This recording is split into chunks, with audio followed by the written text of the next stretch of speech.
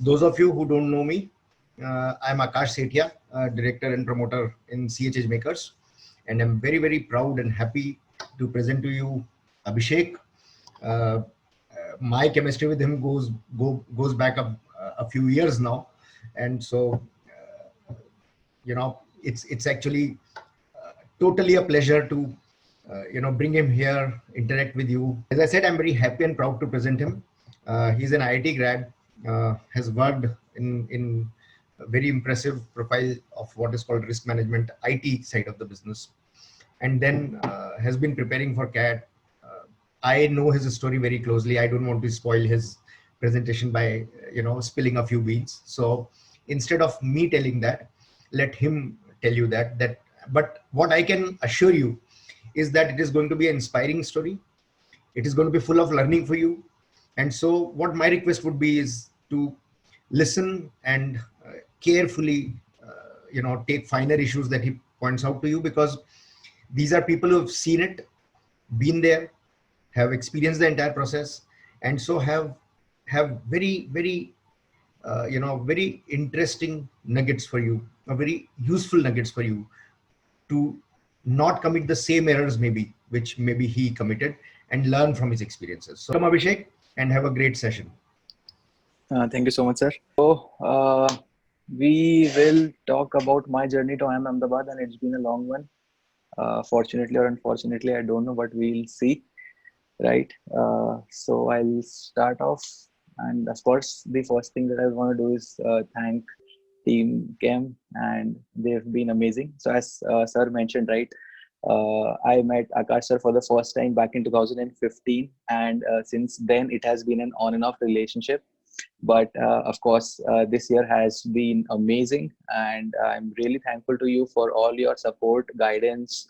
You have been very, very kind to me and very accommodating of all my requests. Now, like once you make it to that interview stage, you will know what requests and what accommodating means. And of course, I'm thankful to the faculty and to each and every one in the support staff as well. But ये photo जो आपको दिख रही होगी बड़ी वाली, right, where I also have my cursor right now, ये सारे students थे हम. We were a part of the call group, call getters A batch, and overall बहुत ही मजेदार fun experience था. मतलब class की energy मस्त थी. Everybody was really looking forward to learn. काफी सही टाइम था. इस साल हम लोग थे, अगले साल आप लोग आएंगे, होपफुली मेहनत करना. तो यहाँ पे आप होगे, और जो मजा हमने इस साल किया उसी टाइप का मजा आप भी अगले साल करोगे, राइट. ये फोटो मैंने जान करके डाली है इस स्लाइड में, तो इस फोटो को ध्यान में रखना. वापस से मैं पीछे उसको मतलब आगे आने वाली स्लाइड्स में रेफर करूंगा. So just keep this in mind that we'll be talking about this photo once again. तो ये न्यूज़पेपर की क्लिपिंग है बेसिकली एक, राइट. नई दुनिया, अगर आपने नाम सुना हो तो. Cool. So this was it about on this slide. Moving on to the next one, let me give you just a brief about me. Sir ने आपको बता ही दिया है वैसे काफी कुछ, लेकिन फिर भी थोड़ा सा मैं वापस बता दूं. मैं इंदौर से ही हूँ, born and brought up in Indore. So that is like about my upbringing and everything. About my education, as sir mentioned, I am from IIT Bombay, passed out in 2015 as a civil engineer. उसके बाद मैं started my career with Citibank. This is also one important piece of information to remember for the purpose of this presentation. But currently I'm working with Accenture Strategy. So ये city से civil से non core का transition, ये थोड़ा सा याद रखना, आगे हम इसको रेफर करेंगे वापस से. उसके बाद moving on to my hobbies, one hand clap करता हूँ मैं. तो बेसिकली 2008-9 का टाइम था जब लगा था कि यार कुछ तो करना है, वायरल होना है, या पता नहीं कुछ तो आइडिया उस समय लग रहा था कि करते हैं. और लोगों ने जनरली सब बोलते हैं, राइट, कि एक हाथ से तो ताली बजती नहीं है, एक हाथ से तो ताली बजती नहीं. मैंने सोचा ट्राई करके देखते कभी, क्या पता बच जाए. बहुत सारे सालों से ऑफकोर्स ट्राई कर रहा हूँ, तो आज वो हो गया है. एक हाथ से मैं ताली बजा लेता हूँ, और बहुत सारे टैलेंटेड शोज वगैरह जीते हैं. राम संपत, सलीम सुलेमान, इन सब के साथ में भी थोड़ा बहुत कुछ काम किया है. तो एक वो वन हैंड क्लैप का इंतू था. उसके अलावा मैं गाने गाता हूँ. तो गाने गाने का भी ऐसा है कि घर में अच्छे सा म्यूजिक का माहौल था, तो वहां से गाने गाने शुरू किए। उसके बाद में रैप वगैरह में भी मुझे काफी इंटरेस्ट था पहले से। उसके लिए मेरा रूममेट रेस्पॉन्सिबल है फ्रॉम आईआईटी, क्योंकि वो बहुत ही ज्यादा रैप वगैरह में था। उस समय तक मैं रैप नहीं सुनता था, लेकिन उसके बाद इंटरेस्ट आने लगा। फिर पिछले साल गली बॉय आई, तब मुझे लगा कि ठीक है, इंडिया में भी ये पिकअप कर रहा है तो कर सकते हैं इसको। तो इसकी भी एक इंटरेस्टिंग कहानी है कि हर इंटरव्यू शुरू होता है टेल मी अबाउट योरसेल्फ से। तो उसको बताने के लिए मैंने एक रैप लिखा था। ऑफ कोर्स रैप हिंदी में था, और बीट बॉक्सिंग थोड़ी बहुत मैं करता हूँ। और हर इंटरव्यू में ABCL 4 इंटरव्यूज दिए मैंने इस साल, और चारों इंटरव्यूज में ये क्वेश्चन आया कि ठीक है Abhishek, so tell us about you. मैंने उनको बोला कि sir I have written rap, और फिर रैप किया। एंड मतलब इंटरव्यू उसके बाद एक अलग स्टेज पर चला गया था। सो एनीवेज उसके बारे में भी हम थोड़ी और बात करेंगे आगे आने वाली स्लाइड्स में। डांस करने का भी मुझे शौक है। इसका भी एक बहुत ही फनी किस्सा है कि जब आप कोई भी कॉर्पोरेट वगैरह ज्वाइन करोगे तो कुछ कुछ ट्रेनिंग्स आपको करनी पड़ती है। तो हम एक ट्रेनिंग में थे, उसमें ऐसा था कि अगर आप लेट आओगे तो आपको कुछ पनिशमेंट देंगे, राइट। तो मैं 6 सेकंड लेट हो गया था सेकेंड डे ऑफ ट्रेनिंग का, आउट ऑफ द 3 days। तो उन्होंने बोला कि ठीक है, you will have to dance for us, and it was basically meant as as an embarrassment, कि आपको एम्बेरस करने के लिए। बट उन्होंने म्यूजिक ऑन किया और मैं तो बिंदास नाचने लग गया। और सारे जो फैकल्टी थे, 3 लोग थे, वो दे वर लाइक कि अरे यार, ये तो इंसान एक्चुअल में नाचने लग गया। मतलब वी डिड नॉट एक्सपेक्ट कि म्यूजिक लगाएंगे और ये नाचने लगेगा। तो मेरे साथ थोड़ा सा ऐसा है कि मतलब डांस करना मस्त चीज है, करते रहना चाहिए। स्पोर्ट्स में cricket of course, I think मेरे ख्याल में आप में से ज्यादातर लोगों ने खेला ही होगा। मैंने MP अंडर 14 क्रिकेट खेला था 2005-06 टाइम फ्रेम में। उसके बाद में अगर आप लोगों ने छिछोरे मूवी देखी है, तो वो लूजली IIT बॉम्बे पे बेस्ड है। तो वहाँ पे स्पोर्ट्स वगैरह को काफी सीरियसली लिया जाता है, और जनरल चैंपियनशिप्स और ये सब चीजें बहुत ही मैटर करती है। तो मैं बहुत ही फॉर्चुनेट था कि वो एक जनरल चैंपियनशिप में मैं कैप्टन था मेरी हॉस्टल टीम का, और हम गोल्ड जीते थे। तो ओवरनाइट आप सेलिब्रिटी बन जाते हो विद इन IIT नेटवर्क। तो वो एक बहुत अच्छी मेरी मेमोरी है IIT बॉम्बे के टाइम से। उसके अलावा I like speed in general, तो I am a fan of Formula 1, right. So that is about me. Now moving on to the next slide. हाँ, इसमें as sir mention, right, if anybody has any questions वगैरह तो वो अभी note down कर लो। And for example आने वाली slides में if you have any questions from the slides, तो उसका कुछ हेडिंग या कुछ नोट डाउन कर लेना, so that we can reference it back, right. अभी के लिए just hold on to the questions if you have any.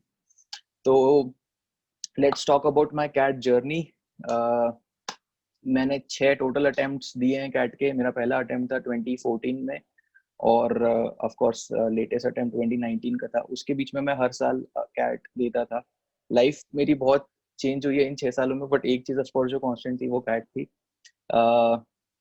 इसके ऊपर मेरे दोस्तों ने जोक्स भी बहुत सारे बनाए कि जिस साल मतलब अभिषेक गोयल कैट का फॉर्म नहीं भरेंगे, उस साल कैट ही कैंसिल हो जाएगी। या फिर जैसे ही IIM वाले डिसाइड करते हैं कि कैट का फॉर्म रिलीज कर दो, तो वो सबसे पहले अभिषेक गोयल का फॉर्म खुद ही भर देते हैं। और मतलब इस टाइप से और भी बहुत सारे जोक्स। अगर आप में से कुछ CA होंगे तो वो रिलेट कर पाएंगे मे बी, कि CA में मल्टीपल अटेम्प्ट्स लगते हैं। तो मेरे दोस्त यही बोलते हैं कि भाई ये CAT का एग्जाम है, CA का नहीं है जो तुम बार बार दिए जा रहे हो यार, इस टाइप से। तो आई थिंक दोस्त होते ही वैसे हैं, राइट, फन करते हैं। अभी जब मैंने फाइनली कन्वर्ट करके उनको ही कॉल किया तो सबसे ज्यादा खुश भी वही हुए। So always have good friends around who motivate you, who pull you up, और ये बहुत जरूरी है। इन 6 में से मेरे सीरियस अटेम्प्ट्स 3 थे। पहला attempt of course serious attempt था 2014 का। ये आप थोड़ा सा याद रखिएगा अभी for the purpose of this presentation. Of course second attempt जो मेरा बहुत सीरियस अटेम्प्ट था वो था 2016 का। उस समय मैंने सबसे ज्यादा मेहनत करी थी out of all my attempts, और अभी तक का मेरा सबसे कम परसेंटाइल उसी कैट में आया था, which was 98.02 percentile, right. And out of these 6 attempts 4 बार मेरा 99 प्लस परसेंटाइल आया था, लेकिन कभी भी ABC से कॉल नहीं आ रहा था। कुछ कुछ इश्यूज आ रहे थे जिसके बारे में मैं आपको आने वाली स्लाइड्स में बताऊंगा। फाइनली इस बार 99.80 परसेंटाइल आया, और ABC तीनों के कॉल्स आए। And I don't know if you would have noticed, but I've written it my cat journey. Now every journey has a final stop, and I am very fortunate here that मेरी इस journey का final stop IIM Ahmedabad है। So a lot of people of course dream about going to IIM Ahmedabad. मैं भी कुछ 6 साल से ये सपना देख रहा था कि जाना है जाना है जाना है, and finally it has come true.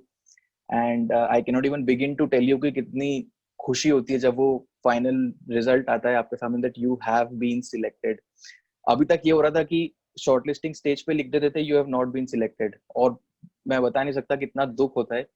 और जब वो पहली बार इस बार आया कि you have been shortlisted for interviews, and then फिर आया कि you have actually been shortlisted to study there.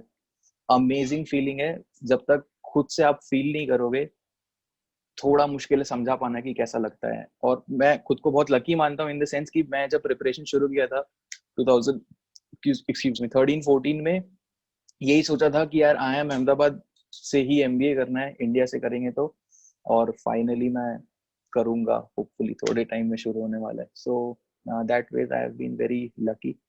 Process या जर्नी बहुत ही सारे अप्स एंड डाउन्स और सब कुछ, हर तरह का इमोशन, हर तरह का ड्रामा देखा है मैंने इसमें, बट ठीक है, I think everything is well that ends well, right. तो ये मेरे जर्नी की बात हो गई IIT की, सॉरी कैट की. उसके बाद में नेक्स्ट स्लाइड पर I would like to congratulate, and this congratulations is not for me but for each one of you who has already made one right decision, और आपने कैम ज्वाइन कर लिया है. और ये मैं इसलिए नहीं बोल रहा हूँ क्योंकि मुझे ऐसा बोलने के लिए बोला गया है. This is what I genuinely feel. जब भी आप कोई चीज, कोई टारगेट डिटरमाइन करते हो कि यार ये अचीव करना है या ये चीज करनी है, right, so the most important thing is having the right set of mentors. And I think at cam one amazing thing is कि यहाँ की जो फैकल्टी है बहुत ही एक्सपीरियंस्ड है और अकम्प्लिश्ड है. Now remember that I have used two words, experienced and accomplished. ये कैसे आपको काम आएगी ना, मतलब या ये क्यों इम्पोर्टेंट है एक फैकल्टी में होना, ये भी हम आगे देखने वाले हैं. बहुत सारी चीजें जो मैं आपको ऑलरेडी बोल चुका हूँ कि हम आगे देखने वाले हैं, so I will just refer back to those things. हल्का सा दिमाग में रखना कि हमने इस बारे में बात करी है. और आप अगर कैंप पर हैं तो I think you are in amazing hands. वो बहुत मेहनत करते हैं, कैम की पूरी टीम बहुत मेहनत करती है. अब उतनी मेहनत आप भी कर लेंगे तो कोई भी कॉलेज, जो कॉलेज आप सोच रहे हैं वो कॉलेज में आपका एडमिशन हो जाएगा एकदम आराम से, राइट. उसके अलावा मुझे पता चला था कि यहाँ पे कुछ ऐसे लोग भी हैं जो कैम में नहीं भी हो सकते हैं, राइट. तो वो लोग टेंशन मत लीजिए, राइट. आप ऑफ कोर्स एनरोल तो कर ही सकते हैं, सो दैट्स एन ऑप्शन. और अगर आप कहीं और पे भी एनरोल्ड हैं तो मैं यही बोलूंगा कि just try and make sure कि वहाँ की जो फैकल्टी हो वो एक्सपीरियंस्ड हो और अकम्प्लिश्ड हो. These are very important things. वो कैसे है, क्या है इनका मतलब, वो आने वाली स्लाइड्स में हम देखेंगे, right. Now, moving on to preparation tips. Now, I know a lot of you would have been waiting कि ठीक है, कहानी वगैरह तो आपने सुना दी अपनी, लेकिन तैयारी कैसे करें ये बताओ. तो इस बारे में भी बात करते हैं. These are some general tips which are applicable to everybody, right? Some specific tips और वो सब की बात भी मैं आगे करूँगा. So when it comes to these ideas, I have 5 things that I want to talk about, right? First one is plan. तो प्लान के भी दो पार्ट्स होते हैं, राइट. एक होता है you make a plan and एक होता है you execute the plan. So making the plan is simple.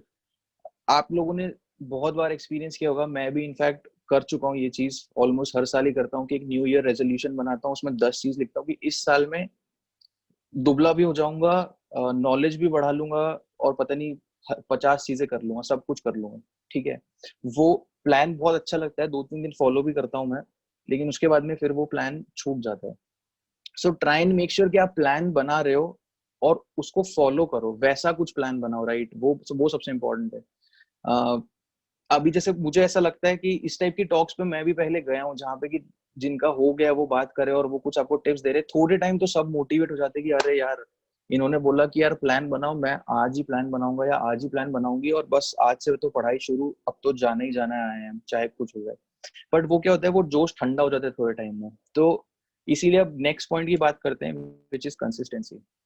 Consistency and hard work is the key. ये these two things can beat talent on more occasions than not, ठीक है. अगर consistency को समझाऊं तो ऐसे समझना कि हम खाना खाते हैं, हम तो रोज 2 टाइम खाना खाते हैं, ठीक है। ऐसा नहीं करते कि सैटरडे को 25-30 रोटी खा ली और बोला कि अब हफ्ते भर कुछ भी नहीं खाऊंगा, राइट। तो कई कई लोग, खासकर वर्किंग प्रोफेशनल्स का ऐसा होता है कि यार वीकेंड्स पे इतना पढ़ लूंगा, और 5 दिन तो क्योंकि ऑफिस है तो पढ़ूंगा ही नहीं। कॉलेज में भी बहुत सारे लोगों की ऐसी थॉट प्रोसेस होती है कि यार संडे को इतनी तैयारी कर लूंगा, सुबह बैठूंगा 8 बजे से रात को 10 बजे तक, 15 घंटे बैठ जाऊंगा बस, अब तो उसके अलावा फिर 5 दिन 6 दिन देखने की जरूरत नहीं। वैसे थिंग्स डोंट वर्क, राइट। उसमें 2 इश्यूज हैं मेनली। पहला इशू जो मुझे लगता है कि इतना पढ़ना बहुत मतलब मुश्किल है with the right focus and the right mindset, ठीक है। और उसमें सेकंड इशू ये है कि मान लो अगर आपका कोई एक दिन भी मिस हो गया तो जो आपका बैकलॉग बन जाएगा वो इतना ज्यादा होगा कि वो कवर कभी नहीं हो पाएगा। रोज अगर आप 1-1 2-2 घंटे पढ़ने वाला प्लान बनाओगे, ठीक है, तो ऐसा होगा कि पढ़ने में मजा आने लगेगा। और मतलब हम ह्यूमंस है, right, we have other things to do as well. अगर मान लो ऐसा गया कि किसी ट्यूसडे को किसी शादी में जाना पड़ गया या किसी कारण से पढ़ाई नहीं हो पाई, तो वो 2 घंटे को आप अगले 4 दिन में आधा आधा घंटा तोड़कर तो पढ़ सकते हो, मतलब दैट्स एन ऑप्शन, राइट। तो वैसा एक बैलेंस्ड प्लान बनाओ।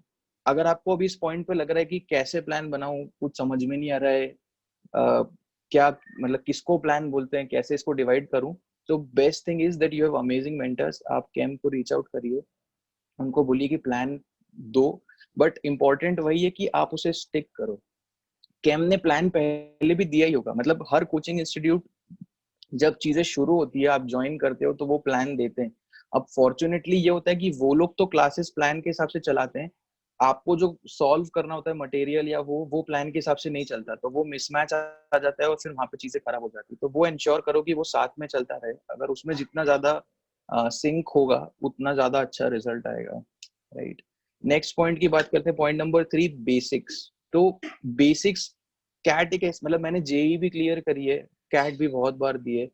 जेई में थोड़ा सा अलग अप्रोच होता है क्वेश्चंस को सॉल्व करने का या एग्जाम को अप्रोच करने का, कैट में थोड़ा सा अलग अप्रोच होता है। तो कैट के सवाल बहुत आसान आते हैं अगर आपके बेसिक्स क्लियर है और आपने बहुत इंटेंसिव प्रिपरेशन नहीं करी। जैसे मेरे केस में होता था कि जब मैं नॉन सीरियस अटेम्प्ट्स भी देता था, कि 2017 का मुझे अटेम्प्ट याद है जब मैंने लाइफ में कोई भी पूरे साल क्वेश्चन सॉल्व नहीं किया था, और कैट ही पहली मतलब एग्जाम थी जो मैंने दी पूरे साल की, पहला क्वेश्चन उसी समय सॉल्व किया और मैं 99.22 परसेंटाइल आ गया था। तो क्योंकि बेसिक्स क्लियर थे, राइट। तो तो बेसिक्स क्लियर होना आई थिंक बहुत ही इंपॉर्टेंट है। बेसिक्स अब कैसे क्लियर करें, तो बेसिक्स के लिए आपको कैंप पे जो मटेरियल दिया है उससे आपको पूरा सॉल्व करना है। यहाँ पे मैंने फुल्ली को बोल्ड और ऑफ कोर्स रेड में हाईलाइट किया है। Fully is the important thing.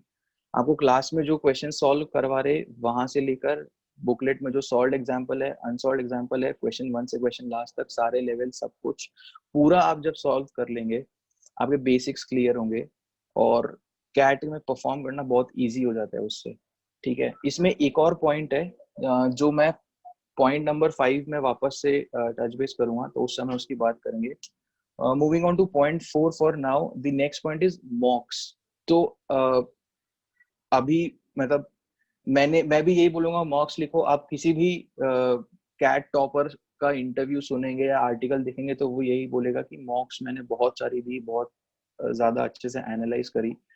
मॉक्स देना is one part and मॉक्स analyse करना इज द अदर पार्ट। अब मैंने बोला था आप लोगों को कि 2016 में मैंने बहुत मेहनत करी थी, मतलब 50 से ज्यादा मॉक्स मैंने लिखी थी, लेकिन मेरा 98 पॉइंट सम परसेंटाइल आया, ठीक है। मैं एक्सपेक्ट कर रहा था कि एटलीस्ट 99.5 प्लस या इस टाइप से तो आना चाहिए। तब मुझे समझ में आया कि मैंने गलती क्या करी थी। मैं सिर्फ मॉक्स लिखता था, मैंने मॉक्स उस साल एनालाइज करी नहीं। मेरा फोकस ये था कि ज्यादा से ज्यादा मॉक्स लिख लेता हूँ, एनालाइज तो ठीक है, मतलब वो वैसे करके कॉम्पनसेट कर लूंगा। मतलब एक्सपोजर टू मोर क्वेश्चंस में भी मैंने फोकस किया, रादर देन जो क्वेश्चंस देख चुका था उनको पूरी तरह से समझना कि क्या हो रहा है। तो मॉक्स आप लिखिए। अगर आप 20 मॉक्स भी लिखते हो लेकिन उसे ढंग से एनालाइज करते हो, 3 घंटे में मॉक लिखी, 6 घंटे 9 घंटे लिए उस मॉक को एनालाइज करने में, तो वो ज्यादा इंपॉर्टेंट है रादर देन आप 50 मॉक्स लिख दो और एनालाइज कुछ भी नहीं करो, ठीक है। तो एनालाइज कैसे करें इसके ऊपर भी एक अपने आप में सेशन हो सकता है, बट मैं शॉर्ट में इसको कवर करूंगा कि जब आप क्वेश्चन कोई सॉल्व कर रहे हो तो उसे फ्रेश पेज पे सॉल्व करना, जैसे DILR हो गया फॉर एग्जांपल, तो उसे फ्रेश पेजेस पे सॉल्व करना, ताकि जब आप रिविजिट करोगे उसे बाद में तो आपको पता रहे कि उस समय मैं क्या सोच रहा था। ठीक है, आप क्वांट का क्वेश्चन अगर सॉल्व कर रहे हो तो क्वेश्चन 1 किया, उसके बाद में थोड़ी मतलब स्पेस देकर क्वेश्चन 2, फिर क्वेश्चन 3, या उस हिसाब से किसी ऑर्डर में सॉल्व करना। अगर आप एक ही छोटी सी स्पेस में 10-20 क्वेश्चन सॉल्व कर दोगे, बाद में समझना बहुत मुश्किल हो जाता है कि मेरी थॉट प्रोसेस क्या चल रही थी, मैंने क्या लॉजिक उस समय लगाया था। तो एक ये चीज है, ये ध्यान रखना। उसके बाद में वर्बल के लिए बहुत इंपॉर्टेंट होता है कि जो एग्जाम में मेरा माइंडसेट था, मेरी थॉट प्रोसेस थी, वो आप अगर 4-5 दिन बाद ये करेंगे, आई थिंक कुछ कमेंट्स आ रहे तो इसलिए मैं वो दिख रहा था, सॉरी, बट वर्बल के लिए ये बहुत इंपॉर्टेंट हो जाता है कि जो थॉट प्रोसेस थी उस थॉट प्रोसेस के साथ ही आप उसको मतलब एनालाइज कर लें। अगर आप उसको 3-4 दिन डिले कर देंगे तो जो आप मॉक में सोच रहे थे कि यार ए हो सकता है या बी हो सकता है, लेकिन ठीक है मुझे ए ज्यादा अच्छा लग रहा है इस कारण से, तो वो कारण आप भूल जाएंगे। ठीक है, अगर वो कारण भूल जाएंगे तो आई थिंक बहुत डिफिकल्ट हो जाएगा ये समझ पाना कि ए क्यों चूज किया था और बी क्यों चूज नहीं किया। ठीक है, तो वर्बल के लिए तो यही है कि एग्जाम दीजिए, 2-4 घंटे का ब्रेक लीजिए और उसी के बाद आइए और एनालाइज करके वर्बल का पार्ट तो कर दीजिए खत्म। और DILR के लिए अगर उसको आप आराम से सॉल्व करेंगे दूर दूर दूर दूर, तो वापस रिविजिट कीजिए, देखिए क्या गलत हुआ, क्या छोड़ा। जो कोचिंग आपको मटेरियल देगा सॉल्यूशंस, उसको देखिए कि उसमें कोई अच्छा और तरीका है क्या जिससे मैं टाइम बचा सकता था। खासकर वो DILR में मेजरली एप्लीकेबल है ये चीज। और वहां से एक ढंग से पूरा फुल्ली एनालाइज करेंगे। एनालिसिस का पॉइंट यही होता है बेसिकली कि अगर कुछ टाइप का क्वेश्चन मेरे पास आ चुका है और उससे मिलता जुलता क्वेश्चन बाद में आएगा, तो वो मेरा किसी भी सिचुएशन में गलत नहीं होना चाहिए, वो मैं अटेम्प्ट करूंगा ही करूंगा। सो that is the importance of analysing मॉक्स। Point number 5 की मैं बात करूंगा कि डाउट्स क्लैरिफाई करना। यहाँ पे भी मैंने ऑल को बोल्ड किया है और रेड में हाईलाइट किया है।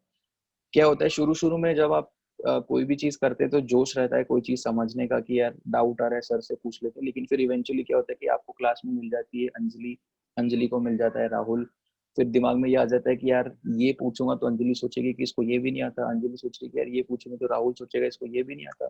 तो ऐसे आप आपस में सोचते रह जाते हैं और दुनिया आगे बढ़ जाती है और आप लोग जहाँ थे वो वहीं रह जाते हैं। ठीक है, तो जब आप पॉइंट नंबर 3 मतलब करें, बेसिक सॉल्व करें, जो भी डाउट आए, कितना भी बेकार आपको लगे, एकदम बेकार क्वालिटी का डाउट है ये तो हर बच्चे को आ जाएगा, पर मुझे क्यों नहीं आ रहा, कोई दिक्कत नहीं है, आप जाइए सर से आराम से पूछिए, क्लास में जो भी डाउट आ रहा है बिल्कुल पूछिए। मॉक्स एनालाइज कर रहे हैं, खुद का सोल्यूशन नहीं समझ में आ रहा, मॉक्स में जो सोल्यूशन दिया है वो समझ में नहीं आ रहा, आराम से जाइए सॉल्व कीजिए। इससे क्या होगा ना, अब हमने वो पेपर की क्लिपिंग की बात करी थी, राइट, अगर आपको याद होगा स्लाइड नंबर 2 पे।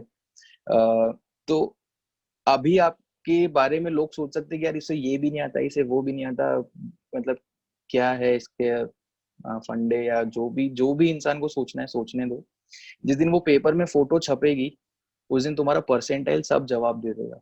ठीक है, तो इस थॉट प्रोसेस से काम करो कि अभी जिसको जो सोचना है सोच लो, प्रिपरेशन के टाइम पे जो जिसको सोचना है ना सोच लो, तुम्हारी सक्सेस को उसका जवाब देने देना। तुम्हारा परसेंटाइल बोलेगा कि तुमने क्या एफर्ट डाला है, तुमने क्या हार्डवर्क किया है, क्या सैक्रिफाइसेस किए हैं, या जो भी। ठीक है, तो डोंट वरी कि अभी तुम्हारी क्या रेपुटेशन या क्या इमेज बन रही है। जिस दिन तुम IIM में चले जाओगे उस दिन everything will change, just trust me on this. मेरे साथ ऐसा हुआ है, 99.8 परसेंटाइल आने के बाद में लोग जिस तरह से बात करने लगे, लोग जिस तरह से देखने लगे, और अब फाइनली जब IIM अहमदाबाद में एडमिशन हो गया और उसके बाद जिस तरह से लोगों का एटीट्यूड चेंज हुआ है, फिनोमिनल। मतलब you can feel the difference, right, because it was always directed towards you.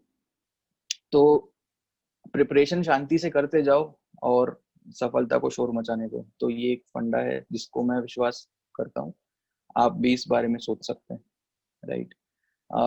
Next I want to talk about you are unique. अब कई लोगों को शायद थोड़ा सा ये रिलेट ना कर पाए कि यार ये फ्लो में कैसे जा रहा है।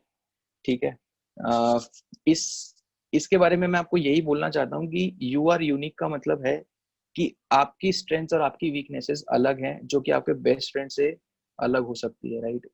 इसमें मैं एग्जांपल देता हूँ पहले, फिर मेन पॉइंट की बात करेंगे। तो मेरा फर्स्ट अटेम्प्ट 2014 का था। हम 2 लोग साथ में तैयारी कर रहे थे, मैं ऑफ कोर्स और एक श्रेयस मेरा दोस्त था। दोनों के हमारे ऑलमोस्ट सिमिलर टाइप के परसेंटाइल्स ही आते थे मॉक्स में, बट इवेंचुअली जब फाइनल रिजल्ट आया कैट 2014 का, मेरा आया 99.26 परसेंटाइल, ठीक है, उसका आया 99.97 परसेंटाइल। वो अभी IIM अहमदाबाद से पास आउट हो चुका है और मलेशिया में मस्त जॉब कर रहा है। तो उस समय मुझे ये रियलाइज हुआ कि मैंने जो गलती करी थी, अब वो वर्बल बहुत कम पड़ता था और मेन फोकस क्वांट और DILR पे होता था, जो कि I think her generally engineer का होता है, राइट। तो उस चक्कर में मैंने भी वर्बल छोड़ दिया। मैंने सोचा कि ठीक है यार, ये भी नहीं पढ़ रहा है, मैं भी नहीं पढ़ता हूँ, DILR पे फोकस कर लेता हूँ, वर्बल में तो कर ही लेंगे। बट मैंने ये रियलाइज नहीं किया कि उसकी जो रीडिंग हैबिट बचपन से थी वो बहुत ज्यादा थी, मतलब वो 250, 300, 500 किताबें पढ़ चुका होगा उस स्टेज पे ही, IIT वाली स्टेज पे ही। और मैंने आज तक 5-10 किताब से ज्यादा पढ़ी नहीं है आज तक भी, और उस बात को भी कितने साल हो चुके हैं। तो ये रियलाइज करना बहुत इंपॉर्टेंट है कि आपका भले वो बेस्ट फ्रेंड हो, आप साथ में तैयारी कर रहे हो, बट उसकी स्ट्रेंथ और आपकी स्ट्रेंथ अलग है, तो आपकी प्रिपरेशन स्ट्रेटेजी और उसकी प्रिपरेशन स्ट्रेटेजी अलग होगी। अ, इसमें एक ये पॉइंट भी एड्रेस करना चाहता हूँ कि कैट टॉपर्स के बहुत सारे आर्टिकल्स आते हैं, स्पेशली आप लोगों ने भी अभी पढ़े होंगे, ये सीजन ही है उसका, क्योंकि रिजल्ट्स आ गए हैं। एक सीजन होता है जब कैट के परसेंटाइल्स आउट होते हैं, तो उसमें बहुत सारे लोग ऐसे लिखते हैं कि यार हमने तो पढ़ाई करी नहीं, हम तो ऐसे कैजुअली भर दिए थे कैट का एग्जाम और उठ के गए और 100 परसेंटाइल ले आए। तो फ्रैंकली ऐसा होता नहीं है। मतलब मैंने ऐसा देखा नहीं है होते हुए। मेरे बहुत सारे दोस्त है जिनके हाई 99.95 100 परसेंटाइल भी आए हैं, तो उनकी मेहनत भी मैंने देखी है और फिर उनके जो इंटरव्यूज आए वो भी मैंने देखे हैं। तो everybody wants to make their success look easy, कि बिना पढ़े आ गया, ताकि वो एक इम्प्रेशन बने कि ये बंदा बहुत ही शार्प होगा, बहुत ही तेज होगा, या मतलब जो भी, आई थिंक अलग अलग लोगों का अलग अलग ऑब्जेक्टिव होता है, ठीक है। एवरीबडी वर्क्स वेरी हार्ड, कुछ लोग होते हैं जो कि एक्सेप्शनल होते हैं, आप और मैं वो नहीं है, ये फैक्ट है, हमें रियलाइज करना चाहिए, हमें मेहनत करनी पड़ेगी। तो अगर कोई आप आर्टिकल पढ़ लें नेट के ऊपर कि यार मैंने 2 हफ्ते पढ़ाई करी और मेरा 99 परसेंटाइल आ गया, या मैंने तो क्वांट पढ़ा ही नहीं, या मैंने तो वर्बल पढ़ा ही नहीं तो भी मेरा 99 परसेंटाइल आ गया, ये हो गया हो गया, उन सब स्टोरीज पे मत विश्वास कीजिए। अब आप अपने आप को अब खुद मतलब किसी से बेटर जानते हैं, मतलब कोई भी आपको खुद से बेटर नहीं जानता है, राइट। तो मतलब समझ रहे हो ना, आई थिंक थोड़ा सा कुछ यहाँ पे झोल हो गया है, बट आप अपने आप को सबसे अच्छे से जानते हो, तो खुद से झूठ मत बोलो कि मैं ये कर लूंगा, मैं वो कर लूंगा। ऐसा होता कुछ भी नहीं है। मेहनत जहाँ पे करनी है वहां मेहनत करनी ही पड़ेगी, तभी वो परसेंटाइल में रिफ्लेक्ट होगा और इवेंचुअली रिजल्ट में रिफ्लेक्ट होगा। तो ये वाला यही पॉइंट था कि किसी और की प्रिपरेशन से इन्फ्लुएंस मत हो जाना कि यार वो ऐसा कर रहा है तो मैं भी ऐसा कर लेता हूँ। अगली स्लाइड पे मैं मेरी प्रिपरेशन स्ट्रेटेजी की बात करूंगा। वो आपके लिए कितनी एप्लीकेबल है ये आप ही को जज करना पड़ेगा, क्योंकि अब मैं इतनी बार कैट दे चुका था, तो मेरी स्ट्रैटेजीज काफी अलग थी इस बार की। बट मैं शुरू जब फर्स्ट टाइम मैंने प्रिपेयर किया था तब की स्ट्रैटेजी की बात भी करूंगा इसमें, राइट। तो मेरी preparation strategy of course 3 parts में ही डिवाइडेड है, VA, DILR और QA। When I talk about VA में पहला पॉइंट होता है रीड, ठीक है। इसके अंदर इस मतलब read, I can not emphasise it enough कि कितना जरूरी है पढ़ना। आप जितने ज्यादा डाइवर्स सोर्सेस से पढ़ पाए उतना अच्छा होगा। इसके ऊपर बहुत इंपॉर्टेंट एक एक्सपीरियंस भी है मेरा, जो मैं आगे आने वाली स्लाइड्स में शेयर करूंगा कि क्यों पढ़ना जरूरी है और कैसे ये आपको हेल्प करता है। तो आपको एटलीस्ट हिंदू वगैरह के एडिटोरियल्स, कुछ कुछ और पेपर्स हैं, तो वो अब इसमें भी वही है कि आप किस लेवल पे हो। आपने कभी मतलब हिंदी मीडियम के स्टूडेंट हो, आप हिंदी से शुरू करोगे तो बहुत डिफिकल्ट होने वाले हैं समझना चीजें। अगर आपने कभी कुछ भी नहीं पढ़ा है लाइफ में, आज तक कुछ पढ़ा ही नहीं है कोर्स बुक्स के अलावा, और उसके बाद में आप सोचोगे कि पढ़ना है, तो फिर वापस से आप एकदम टफ मटेरियल से शुरू मत करो। तो अपने हिसाब से आप सर से पूछोगे सर ये मेरी मतलब अभी तक की कहानी है, आप बताओ कि मैं कहाँ से शुरू करूँ, और फिर धीरे धीरे हमें इवेंचुअली वो वहां तक पहुंचना है। सो दैट्स दी प्लान, राइट। तो आप रोज धीरे धीरे थोड़ा थोड़ा पढ़ोगे, चीजें समझने लगोगे, अपने आप वो कर्व आएगा। So that's the first thing, read as much as possible. उसके अलावा ये RC, para jumble, para completion, जो भी जिस भी तरह के सब ऑड वन आउट ये 4 ही आते हैं, राइट। तो इन सब के लिए बहुत हेल्पफुल है, तो आप पढ़ो जितना ज्यादा पढ़ सकते हो। सो दैट इज वन थिंग। उसके अलावा क्लास में आपको टिप्स बताएंगे, जैसे पैरा जंबल की कि थॉमस है और बाद में किसी सेंटेंस में ही आ रहा है तो वो थॉमस वाली लाइन पहले आएगी, ही बाद में आएगा। ऐसे आपको कुछ कुछ ट्रिप्स, ये ट्रिक्स और टिप्स कुछ कुछ बताएंगे। तो वो सब तो ऑफ कोर्स इम्पोर्टेंट है ही, बट इस सब का पूरा बेस है इज अबाउट रीड। ठीक है, नेक्स्ट इज आपको सारी ट्रिक्स बता दी, फिर आप क्वेश्चन सॉल्व कीजिए। पढ़ाई मतलब ये रीड करना पूरी प्रोसेस में चालू रहेगा। बुकलेट्स के क्वेश्चन सॉल्व कीजिए and eventually mocks and doubt clearing, so that remains constant throughout. Moving to, किसी को भी इसमें अगर कोई डाउट हो ना तो लिखते जाना, अभी हम बाद में एक साथ लेंगे कि मतलब विद रिस्पेक्ट टू सोर्सेज या ये सब। रीड में मैं मेरे सोर्सेज बता देता हूँ। इस बार मैंने हिंदू पढ़ा था, गार्जियन पढ़ा था, लाइव मिंट पढ़ा था ऑन एंड ऑफ, और एक वेबसाइट है एओन करके, AEON.com। तो वहाँ पे आइडियाज होते हैं, दो चीजें, एसेज और आइडियाज। तो मैं आइडियाज पढ़ता था। इवेंचुअली वहां से शुरू करो, वो 1200 वर्ड्स के होते हैं। वो उसमें इंटरेस्ट आएगा तो आप ऑटोमेटिकली एसेज पे शिफ्ट हो जाओगे, जो अबाउट 3000 वर्ड्स का होता है। ठीक है, तो वो मेरी रीडिंग वाली इस बार वो थी अप्रोच। DILR में और QA में सिंपल फंडा होता है कि सबसे पहले आपके कॉन्सेप्ट क्लियर होने चाहिए। कॉन्सेप्ट्स के लिए हम ऑलरेडी बेसिक्स की बात कर चुके हैं प्रिपरेशन स्ट्रेटेजी पॉइंट नंबर 3 में, कि जो भी आपको मटेरियल कोचिंग पे दिया है उसे आपको पूरा सॉल्व करना है, पूरा पूरा पूरा 100% सॉल्व करना है। ठीक है, वो सबसे इंपॉर्टेंट है। वो सॉल्व कर लिया, कंसेप्ट क्लियर है, उसके बाद में नेक्स्ट क्वेश्चन सॉल्व करो, और फिर वही मॉक्स और डाउट क्लियरिंग। तो फंडा बहुत सिंपल है, कंसेप्ट क्लियर करोगे और क्वेश्चंस लगाओगे, कॉन्फिडेंस आएगा, वहां से मॉक्स पे जाओगे, समझ में आएगा कि वो स्ट्रैटेजीज कैसे अप्लाई होती है मॉक में, और फिर वहां से वो एक फेज बनेगा कि फ्लो बन जाएगा। ठीक है, और डाउट क्लियरिंग हमेशा तीनों के अंदर, मैंने मतलब एक्सप्लिसिटली मेंशन नहीं किया है, बट वो इम्प्लाइड है कि आपको डाउट हर स्टेज पे जो भी आ रहे हैं वो क्लियर करते चलना है। इसीलिए बहुत अच्छे मेंटर्स हैं, इनका पूरा यूज कीजिए। बहुत अच्छा रिसोर्स है आपके पास में ऑलरेडी अवेलेबल।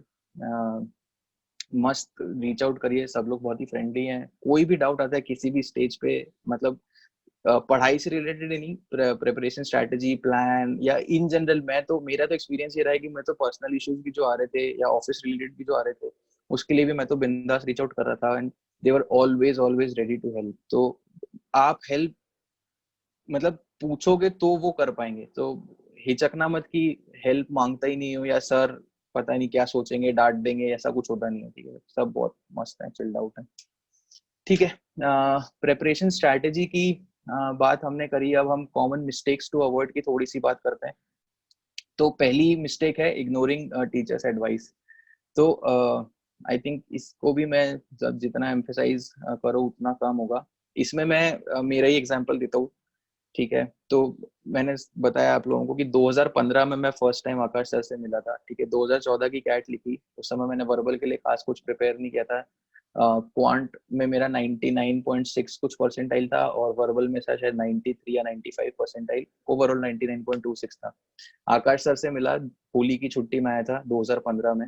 आकाश सर ने मेरी आराम से, जैसे मैं आपको बोल रहा हूँ ना, आपकी कहानी समझेंगे और फिर आपको पर्सनलाइज्ड एडवाइस देंगे कि आप किस स्टेज पर हो और आपको क्या करना चाहिए। तो आकाश सर ने मुझे उस समय फर्स्ट टाइम में उनसे मिला था, 1 घंटे तक आराम से समझा कि तुमने बचपन से कैसे पढ़ा है, क्या पढ़ा है, क्या प्रिपरेशन स्ट्रैटेजी थी तुम्हारी, क्या एग्जाम को अप्रोच करने की स्ट्रैटेजी, और मस्त अच्छा डिस्कशन हुआ था। सर की एक ही एडवाइस थी कि मतलब तुम DILR और QA तो कर लोगे क्योंकि IIT के हो तो वो बेस है, लेकिन वर्बल के लिए इशू हो सकता है वापस से। और उन्होंने मुझे बोला था कि द हिंदू शुरू करो पढ़ना, और उसको एक एक लाइन में समराइज करो। ठीक है, उसके बाद में बिजनेस स्टैंडर्ड पढ़ना शुरू करो, उसे एक एक लाइन में समराइज करो। तो यहाँ पे तुम्हारा द हिंदू से नॉर्मल मतलब करंट अफेयर्स वाली चीजें कवर हो जाएगी, और बिजनेस स्टैंडर्ड से बिजनेस न्यूज कवर हो जाएगी। ठीक है, और उसके बाद में सर ने मुझे ये तक बोला कि वो समरी जब लिखो तो रोज मुझे मेल करो। ठीक है, और मैं रोज तुम्हें उस पर फीडबैक दूंगा। तो मैं बस ये बताना चाह रहा हूँ कि सर कितना इन्वॉल्व थे, कि मतलब वो इस एक्सटेंट तक जाने को तैयार थे कि वो रोज रिव्यू करते मेरे मेल्स। ठीक है, which is not an easy thing to say frankly, मतलब a lot of teachers won't even say this, करना बहुत दूर की बात है। थोड़े दिन मैंने किया है, 2-4 दिन, ठीक है, बट बाद में मुझे वही आप मतलब ऐसा ही हुआ कि यार वो अप्रैल वाला टाइम फ्रेम आ गया था। तो वही हुआ कि लोगों के इंटरव्यूज और ये सब आने लगे कि हमने तो बिना पढ़े वर्बल में 99 परसेंटाइल ले आए, और हमारा हमेशा से फोकस था कि क्वांट और वो अच्छा कर लेंगे। तो मैंने सोचा कि यार मैं वही अप्रोच लगाता हूँ। ये तो सर ने जो बताया तो बहुत डिफिकल्ट बात है, ये तो होगा नहीं यार, रोज रोज कौन पढ़ेगा, कौन समराइज करेगा, कौन भेजेगा, इतनी मेहनत तो नहीं होता। ठीक है, सर मेहनत करने को तैयार थे, मैं मेहनत करने को तैयार नहीं था। ठीक है, तो ऐसे हम टीचर की एडवाइस इग्नोर कर देते हैं। वो मैं इग्नोर करता गया 2015 से लेके 2019 आ गया। फाइनली मुझे लगा कि यार अब इस बार तो भाई वर्बल चाहे कुछ भी हो जाए 99 परसेंटाइल लाना ही पड़ेगा, तो ही ढंग का परसेंटाइल आएगा। इस बार मैंने शुरू किया हिंदू रोज पढ़ना, खुद ही समरी लिखता था, सर को नहीं भेजी, लेकिन खुद समरी रोज लिखी। उसके बाद में धीरे धीरे जब हिंदू समझ में आने लगा, लाइवमेंट पढ़ा, गार्जियन पढ़ा, और वो जो प्रोसेस सर ने 2015 में बताई थी वो मैंने 2019 में फाइनली करी। रोज पढ़ा समरी लिखी, रोज पढ़ा समरी लिखी, और अपना मतलब रीडिंग का जो स्फेयर था वो बढ़ाया, और उसका फायदा मुझे हुआ। फाइनली 99 परसेंटाइल आया और ओवरऑल 99.8 पे गया। तो तो पॉइंट इसमें यही है कि सर, मतलब सिर्फ आकाश सर नहीं, इनफैक्ट सारे टीचर्स यहाँ पे जो भी आपको एडवाइस देंगे उसे आप फॉलो करिए।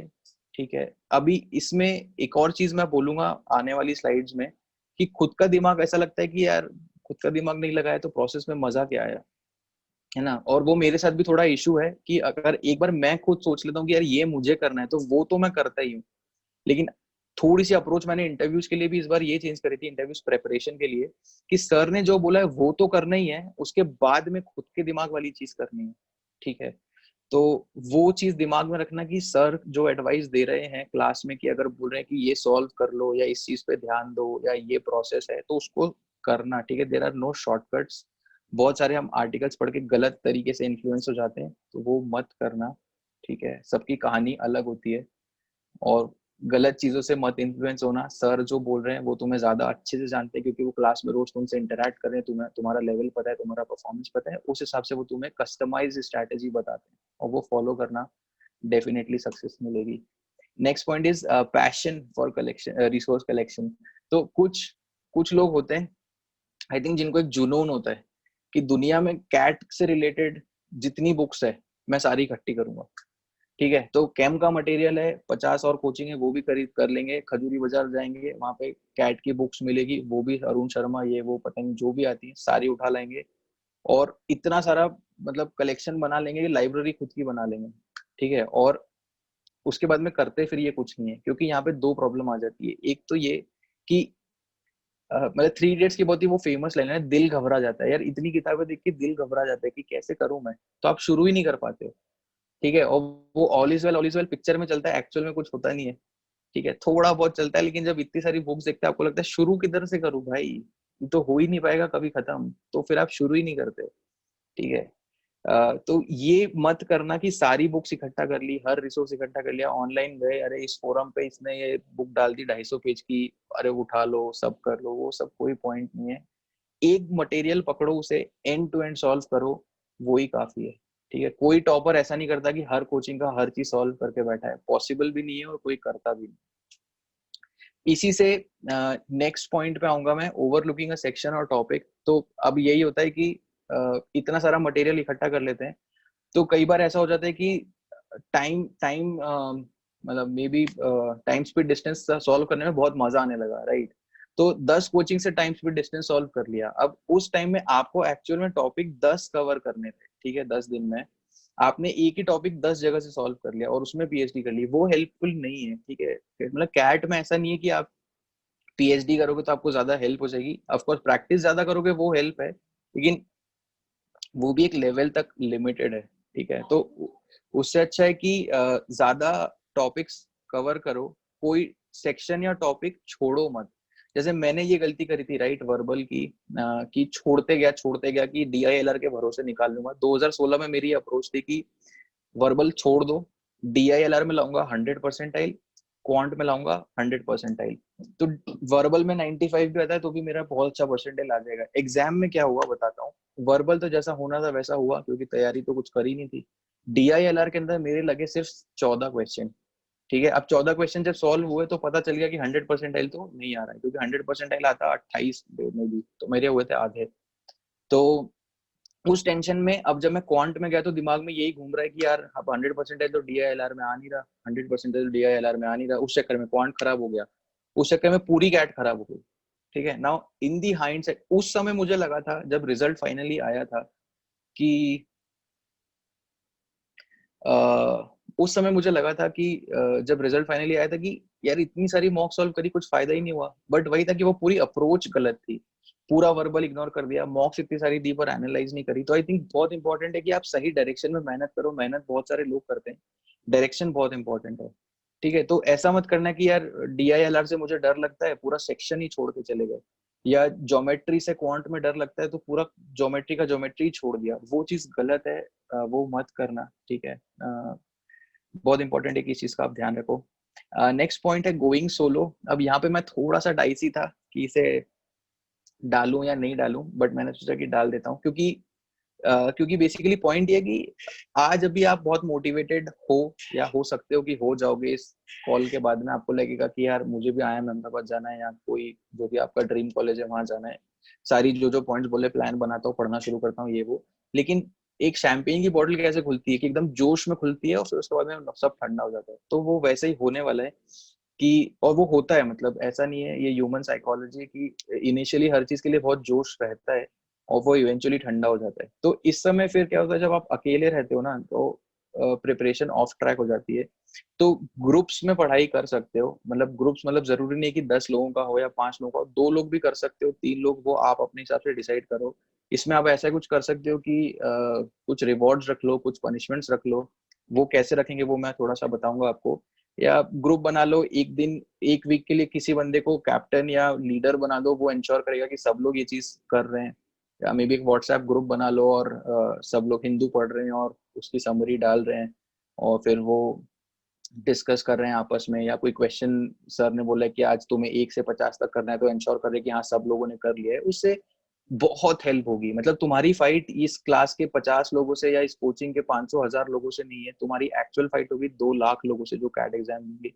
उस समय चीजें बहुत बदल जाती है। तो तुम्हारी एक दो, मतलब मार्क ऊपर नीचे में क्लासमेट्स में उतना फर्क नहीं पड़ेगा, ठीक है। रात मतलब कोशिश ये करो कि सब लोग कलेक्टिवली ऊपर जाओ, रादर देन की कोशिश करने की कि मैं अकेला ऊपर जाता हूँ और बाकी सबको पीछे छोड़ दूंगा, क्योंकि that is not how it works. Competition बहुत अलग लेवल पे चल रही है, ठीक है।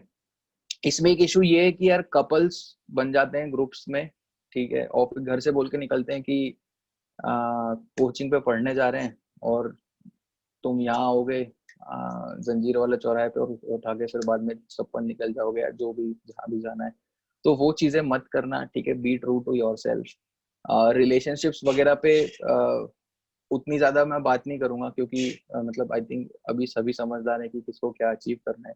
एक ये फैक्ट है कि बहुत सारे अभी के जो रिलेशनशिप्स है आपको, जिसके लिए आप बहुत सीरियस हो सकते हो, वो आगे शायद ना चले, ठीक है। ऐसा है, ऐसा होता है। ये अभी सुनने में बहुत हार्श लग रहा होगा, लेकिन ऐसा होता है। बहुत सारे रिलेशनशिप्स अभी के जो होते हैं वो बाद में इवेंचुअली नहीं चलते हैं। सबके लिए नहीं बोल रहा हूँ, लेकिन मेजोरिटी के लिए बोल रहा हूँ। तो सोच समझ के डिसीजन लेना कि कहाँ अभी टाइम इन्वेस्ट करूँ और क्या उसके रिजल्ट आएंगे, ठीक है। मैं वो रिवॉर्ड्स और पनिशमेंट्स की बात आपको बताई थी, वो बताता हूँ।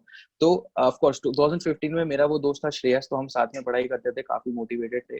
2016 में भी मैंने सिटी में एक फ्रेंड ढूंढा था जो कि कैट की तैयारी कर रहा था। हम दोनों का उस साल पता नहीं अप्रोच गलत ही नहीं हुआ, लेकिन अभी वो फाइनली IIM बैंगलोर में पढ़ रहा है, फर्स्ट ईयर हो चुका है उसका। और I will be joining the college, तो हम दोनों का इवेंचुअली अच्छा हो गया। लास्ट ईयर अब क्योंकि मैं अकेले तैयारी कर रहा था, तो मैंने मेरे ऑफिस में लोगों को बोला कि ये मेरा प्लान है, ठीक है, कि इस दिन मुझे ये मॉक देनी है, इस दिन मुझे ये एनालाइज करना है, इस दिन मुझे ये टॉपिक करना है। अगर मैं ये नहीं करूं तो मुझसे पार्टी लेना, ठीक है। अब मैं हूँ बनिया और पैसे खर्च होते, तो और इस टाइप की चीज पे कि यार खुद की बेवकूफी के कारण पैसे खर्च हो रहे, तो बहुत बुरा लगता है। तो मैंने वो वैसे ही खुद को पनिशमेंट दिया था कि नहीं, अगर मैं पढ़ाई करूंगा तो तुम मुझसे पार्टी लेना। तो वैसे कर करके खुद को मोटिवेट किया कि भाई पढ़ ले, नहीं तो कल 2000 लग जाएंगे, 3000 लग जाएंगे, क्या पता क्या होगा, पढ़ ले पढ़ ले पढ़ ले। वैसे करके खुद को मोटिवेट किया, धीरे धीरे धीरे वो एक रूटीन बन गया। Eventually towards the later stages खुद को ऐसे टारगेट्स देता था कि इस मॉक में बैठूंगा, मेरे 99.5 प्लस परसेंटाइल आएंगे। वो इसलिए नहीं था कि 99.5 प्लस लाना है, वो इसलिए था कि वो मैं पूरे फोकस से एग्जाम दूं कि मतलब कैट जैसे ही, कि जिस दिन मेरा कैट का जो माइंड माइंड फ्रेम होगा या थॉट प्रोसेस होगी, वो पूरी अप्लाई करो। कई बार आए भी, कई बार नहीं भी आए, पार्टी देनी भी पड़ गई, लेकिन आप जब मेहनत करते हो और आपको पता है कि आपने मेहनत करी तो उतना बुरा नहीं लगता, ठीक है। तो ऐसे कुछ कुछ उसको रिवॉर्ड्स, पनिशमेंट्स या वैसे बना सकते हो। साथ में मिलके तैयारी करो तो अच्छा होगा, लेकिन उसके कुछ पिटफॉल्स भी हैं तो वो ध्यान में रखना, ठीक है। मतलब भटक भी सकते हो, तो वो खुद की विल उतनी स्ट्रांग रखना कि वैसा न हो। एक और इसमें एक स्टोरी है, बट आई थिंक अभी in the interest of time हम आगे बढ़ते हैं। क्या टाइम हो गया वैसे? 9:51 already, okay. So sorry, I think I am going very slow. Distractions की बात करते हैं। इंस्टाग्राम वगैरह पे आप लोग सब होंगे, बहुत टाइम वेस्ट होता है, ठीक है। उसको मतलब मैं यूट्यूब पे पर्सनली बहुत टाइम वेस्ट करता था, तो उसको भी पर हम थोड़ा सा यूजफुल बना सकते हैं। अब यूजफुल कैसे बनाएं? तो आप कुछ कुछ ये चैनल्स है जो मैंने यूज किए थे, इसको आप सब्सक्राइब करिए। और जैसे मैं मेरा ऐसा फंडा था कि ऑफिस से आता था घर पे और आधा पौन घंटा या 1 घंटा 2 घंटा यूट्यूब जब तक नहीं देखता था तब तक मैं रिलैक्स नहीं हो पाता था। तो मैंने ये किया कि धीरे धीरे ब्लूमबर्ग के WSJ, CNBC मीकेट, CNBC ग्लोबल, ऐसे बहुत सारे अलग अलग इकोनॉमिस्ट, इन सबको मैंने सब्सक्राइब कर लिया। तो जब मैं स्क्रॉल कर रहा हूँ तो मुझे कुछ एक अच्छा सा वीडियो तो दिख ही जाता था, तो वो चला लेता था। तो धीरे धीरे वो टाइम जो वेस्ट होने की जगह कुछ कुछ थोड़ा थोड़ा यूटिलाइज होने लग गया। इंस्टाग्राम पे भी आप यही कर सकते हो, खासकर जैसे स्टेटिस्टा हो गया, वो बहुत सारा अच्छे से डेटा प्रेजेंट करता है, बहुत सुंदर सुंदर ग्राफ्स में। तो वो DILR में काफी हेल्प करेगा आपको। ब्लूमबर्ग ओपिनियन के कुछ आर्टिकल्स इंस्टाग्राम पे आते हैं, अमेजिंग होते हैं, ठीक है। तो इंस्टाग्राम आप चलाओ, ठीक है, लेकिन इन सब चीजों को आप अगर सब्सक्राइब कर लोगे या जो भी फॉलो कर लोगे, तो वो फीड में आपको आर्टिकल दिखते जाएगा। शुरू में डिफिकल्ट होगा क्योंकि मतलब अभी तक वो किया नहीं था, लेकिन इवेंचुअली वो प्रैक्टिस में आएगा। तो वो टाइम वेस्ट को भी हम यूज कर ही सकते हैं। राइट, इंटरव्यू कोरियोग्राफी की मैं बात करूंगा, और द इंटरव्यू कोरियोग्राफी की इसलिए बात करूंगा क्योंकि ये मेरा IIM अहमदाबाद का इंटरव्यू एक्सपीरियंस है। जल्दी से इसको देखते हैं। राइट, पहला क्वेश्चन मुझसे पूछा था कि IIT से नॉन कोर जॉब में क्यों शिफ्ट हुए, जो मैं तुम मतलब जो मैंने पहले मेरे इंट्रोडक्शन में बोला था कि ध्यान रखना कि इस बारे में हम बात करेंगे। तो ये मेरे IIM में अहमदाबाद का पहला क्वेश्चन था। और कैम के ऊपर जो मेरा मॉक इंटरव्यू हुआ था, first mock interview Ajay sir ने लिया था, उसका भी पहला क्वेश्चन यही था कि IIT से आपने नॉन कोर जॉब में क्यों स्विच मारा है। तो जो मैंने आपको पॉइंट बोला था कि आपकी फैकल्टी एक्सपीरियंस्ड और अकम्प्लिश्ड होनी चाहिए, वो इसीलिए इंपॉर्टेंट है because they can put themselves in the shoes of the panellists जो फाइनल इंटरव्यू लेंगे आपका किसी भी कॉलेज में। और वो सोच सकते हैं आपकी प्रोफाइल देखकर कि इस बंदे से क्या प्रोबेबल क्वेश्चन है जो पूछे जा सकते हैं, और उस हिसाब से आपकी वो तैयारी कराते हैं, ठीक है। तो यहाँ पे पूरा अमेजिंग CH का जो मेरा मॉक इंटरव्यू का एक्सपीरियंस रहा, वो कैसे एक्चुअल इंटरव्यू में आया, उसके बारे में जल्दी से बात करेंगे। तो पहला क्वेश्चन IIM अहमदाबाद का, और पहले मॉक इंटरव्यू का पहला क्वेश्चन सेम, मतलब मस्त कोइंसिडेंस है, right, to have why MBA पे संदीप सर यहाँ पे आपकी क्लासेस लेंगे हर इंटरव्यू में। ऑफ कोर्स वाई एमबीए तो पूछा ही गया था, लेकिन उसके अलावा संदीप सर ने स्पेशली 1-2 घंटे का सेशन लिया था जहाँ पे कि उन्होंने ग्रुप्स बनाए थे और आपस में स्टूडेंट्स बात कर रहे थे कि 5 मिनट तक बोलते रहो वाई एमबीए, फिर 4 मिनट में बोलो वाई एमबीए, फिर 3 मिनट में बोलो, फिर 2 मिनट में, और फिर 1 मिनट में, क्योंकि आपको नहीं पता कि इंटरव्यू में कैसे वो क्वेश्चन रह रहा है। ब्रीफ में tell me about why do you want to do an MBA, या फिर ठीक है tell me in detail why do you want to do an MBA. तो हर तरह से आपको तैयार किया जाता है, और मतलब ऑफ कोर्स वो फाइन ट्यून भी करेंगे आपके आंसर्स, हर तरह की हेल्प है। वो नेक्स्ट स्टेज की बात है। अभी कैट प्रिपरेशन पे पहले फोकस करो, उस स्टेज में जाओगे तो जो हमने एक्सपीरियंस किया वो सब मस्त वाले एक्सपीरियंसेस आपको भी मिलेंगे। लेकिन मैं सिर्फ ये बताना चाह रहा हूँ कि जो फैकल्टी है वो कितनी अमेजिंग है, ठीक है। आपके पास अवेलेबल है तो मे बी उतनी आप वैल्यू नहीं करते हो। हमको ऐसा लगता है कि यार वो ऑनलाइन में पढ़ा रहे वो शायद ऑसम है, या इस टाइप से कुछ कुछ चीजें, बट बट ऐसा है नहीं।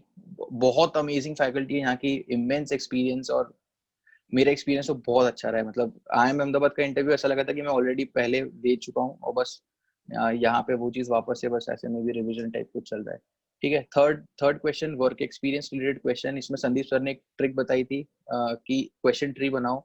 हर चीज का क्वेश्चन ट्री की मतलब मैंने कुछ काम किया है वो क्यों किया है, उसके उससे मतलब क्या सीखा, उसमें क्या क्या टर्मिनोलॉजीज है, क्वेश्चन ट्री बनाओ, फिर उसका वापस क्वेश्चन ट्री बनाओ। वो किया।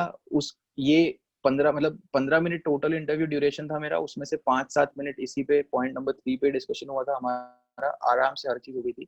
और एक पॉइंट मैंने बोला था कि टीचर की एडवाइस तो फॉलो करो ही, तो मैंने संदीप सर की पूरी एडवाइस फॉलो करी कि कैसे क्वेश्चन ट्री बनाना है और ये सब। और फिर खुद का दिमाग क्योंकि लगाना था पूरी प्रोसेस में, तो खुद का दिमाग भी लगाया था, एक्स्ट्रा कुछ कुछ पढ़ के गया था। वो सब चीजें मैंने बोली कि सर ये डिटेल रिपोर्ट्स मैंने पढ़ी है, आप कुछ भी पूछ सकते हैं, मैं मतलब मेरी जो अंडरस्टैंडिंग है वो मैं बताना चाहूंगा। जब उन्होंने देखा कि यार इतने कॉन्फिडेंटली बोल रहा है कि इतना कुछ पढ़ के आया हूँ, उसके बाद में उन्होंने कुछ डिटेल में पूछा ही नहीं, क्वेश्चन ट्री पे सारी बात खत्म हो गई। क्वेश्चन 4, 3 प्रोफेशनल 3 पर्सनल लर्निंग्स उन्होंने बोली बता दो। ये भी मतलब इंटरव्यूज में, मेरे मॉक इंटरव्यूज में हो चुका है। संदीप सर एक बताएंगे आपको कि हर इंसिडेंट जो भी आपकी लाइफ का हुआ है उससे आपके क्या लर्निंग्स है, क्या शॉर्ट कमिंग्स थी, वो सब। तो हर चीज पहले से, जो कोरियोग्राफी वर्ड मैंने इसलिए यूज किया है कि ये सब चीज पहले से आपको पता होती है, सिखाई जाती है। बहुत कम चीज होती है जो इंटरव्यू में एक स्पॉन्टेनियस होती है, कुछ कुछ ऐसी चीजें होती है, मेरे साथ भी होती है, आई एम बैंगलोर और कैलकाटा के इंटरव्यू में। लेकिन more often than not her चीज आपको पहले से ही पता होगी आपको क्या बोलना है वहां पे जाके। बस ये है कि कैसे अच्छा पॉलिश तरीके से उसे बोलूं, वो सब भी सिखाते हैं। अमेजिंग एक्सपीरियंस रहेगा आपका। Next, what do you do in your free time. यहाँ पे भी क्वेश्चन ट्री वगैरह था, सब कुछ आंसर्स रेडी थे। मैंने उनको बोला कि सर मैं रैप करता हूँ और मैं आप मतलब रैप करता हूँ, रैप लिखा है मैंने इस इंटरव्यू के लिए एक। उसके बाद में उन्होंने वो पॉइंट पिकअप कर लिया। संदीप सर ने मुझे बोला था कि उसको ऐसे बोलेगा तो वो पिकअप कर लेंगे और रैप करवाएंगे। मैंने बोला कि सर करवा लें तो बढ़िया है। उन्होंने बोला can you do that rap for us. और जैसे ही मैंने वो रैप किया वहां पे, बीट बॉक्स किया, उसके बाद में इंटरव्यू मेरा मतलब उसी मोमेंट पे मुझे पता था कि मेरा सिलेक्शन हो चुका है, क्योंकि बाकी के आंसर्स भी अच्छे थे और वो सर और मैडम का जो रिएक्शन था इस रैप के बाद में अमेजिंग था। बाहर निकल के ऑफकोर्स मैंने सबसे पहले आकाश सर, संदीप सर को फोन किया। उनको मैंने बोला कि सर एक्सपीरियंस तो बहुत अच्छा रहा है, मतलब मजा आ गया मुझे ओवरऑल, और लग रहा है कि हो जाएगा, और इवेंचुअली हो भी गया, राइट। तो और next question VAT related question था। डोनाल्ड ट्रंप इंडिया आए थे तो जो 120 करोड़ रुपए खर्च किए थे वो सेंस बनाते हैं या नहीं। तो आकाश सर के सेशंस के अंदर करंट अफेयर्स बहुत डिटेल में हमने डिस्कस किया है। इंडिया के यूएस से रिलेशंस, और यूएस और चाइना का क्या आपस में चल रहा है। उसके बाद में ट्रेड वॉर, उसके बाद में ट्रेड सरप्लस, जीडीपी और मैक्रो व्यूज पे बातें। वो सब चीजें मुझे इमेंसली हेल्प करी थी वैट में और वो इवेंचुअल इंटरव्यू डिस्कशन में। तो इस स्लाइड का पॉइंट यही था कि आपके पास जो फैकल्टी अवेलेबल है अमेजिंग है, इसका पूरा यूज कीजिए, ट्रस्ट कीजिए उन पे, वो आप पे ट्रस्ट कर दें, उनसे अपने डाउट्स पूछिए, और फिर आप बस मतलब next year see you at I M Ahmedabad. और क्या एक और मेरी स्लाइड है ये, बट आई थिंक हमारे पास अभी टाइम बचा नहीं है, तो हम इसको थोड़ा सा इग्नोर करते हैं अभी के लिए और क्वेश्चंस एंड आंसर्स पे आते हैं। तो It's okay. You can take a 5 minutes if you have time. I don't think we have an issue with that. Okay cool, right. तो इंटरव्यू के बारे में हमने बात कर ली। उसके बाद में हार्डवर्क स्केल एक कंसेप्ट है जिसमें मैं बहुत ही स्ट्रांगली बिलीव करता हूँ, ठीक है। तो इसमें आपकी थोड़ी सी डेटा इंटरप्रिटेशन की स्किल्स भी टेस्ट हो जाएगी, तो वो भी देख ही लेते हैं साथ ही साथ। तो एक्स एक्सिस पे मेरे पास एज है, ठीक है, 17 से 18 साल की एज, 20-22 साल की एक एज और एक 28-30 साल की एज, ये रिप्रेजेंटेटिव एजेस हैं। वाई एक्सिस पे मैंने हार्डवर्क लिखा है, 10, 20, 30, 40। अब इसकी कोई यूनिट्स नहीं है, ठीक है, बस एक ये कॉन्सेप्ट है, इसको एक कॉन्सेप्ट की तरह समझना। इसको ऐसे देखते कि हर एज में, जैसे आप जब 17-18 साल के थे तो आपको कोई एक कॉलेज में जाना था, ठीक है, आपने कुछ एक एफर्ट पुट इन किया। अगर आपने 10 units of hard work put in किया है तो आपका एक रीजनल कॉलेज में एडमिशन हुआ। उसी एज में अगर आपने 20 units of hard work put in किया तो आपका आईआईटी में एडमिशन हुआ। अब मैं इंजीनियर हूँ क्योंकि, इसलिए मैंने आईआईटी और इंजीनियरिंग के पॉइंट ऑफ व्यू से लिखा है। अगर आप सीए हैं तो आप उस हिसाब से लिख लीजिए, आप बीए हैं, बीकॉम है, डॉक्टर हैं, वो हर सिचुएशन में ये फिट कर सकते हैं, ठीक है, कॉलेज के नाम या जो भी टॉप मे बी एम जो लोग करते हैं, और फिर उसके नीचे कैसे कैसे रैंकिंग्स है उस हिसाब से, राइट। अब आप एक 21-22 की एक एज में आए हैं जहाँ पे अब आपको ये डिसाइड करना है कि हम कौन से एमबीए कॉलेज हैं, राइट। और ये क्यूमुलेटिव स्केल है, तो अब यहाँ पे आप थोड़ी मेहनत करेंगे तो आपको एक टीयर 2 कॉलेज मिलेगा अराउंड, ये लेटेस्ट से 22-24 के पॉइंट पे आ रहा है, ठीक है, और 30 के पॉइंट पे आपको आईआईएम मिलेगा,